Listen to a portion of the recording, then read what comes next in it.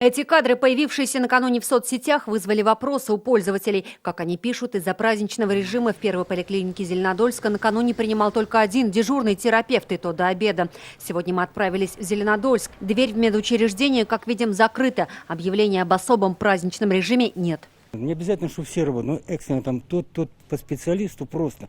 Всякое бывает, человек, плохо ему сегодня или вчера было, куда он побежит? Многие решают сейчас вопросы медицинские. В обычные дни на работе. А сейчас можно решить было бы. Это уже другая поликлиника Зеленодольска, номер 3. Но и здесь сегодня двери, увы, закрыты. Полчаса назад мама умерла, мне в поликлинику надо законсультировать, справку взять, а тут нет никого. То, что так сделали, такие большие каникулы. Врачам тоже надо отдохнуть, понятно.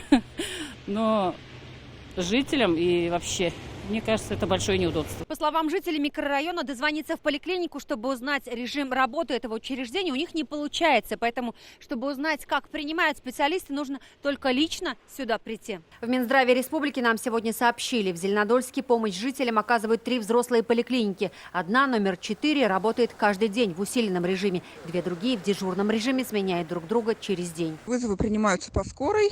У ЦРБ есть приемное отделение, которое ведет прием круглосуточно по экстренным и по плановым показаниям. Просто наплыв очень большой и не всегда могут справляться. Из-за этого возникают очереди. Все работают, помощь получить вполне реально. Что касается работы детской поликлиники Зеленодольска, по данным Минздрава, в ней каждый день дежурит участковый педиатр. График работы дежурных поликлиник можно узнать по номеру регистратуры или на портале госуслуг. Правда, для жителей было бы проще, если бы этот график своевременно повесили на дверях. Юлия Гоголева, Рамзель Гарипов, ТНВ, Зеленодольск.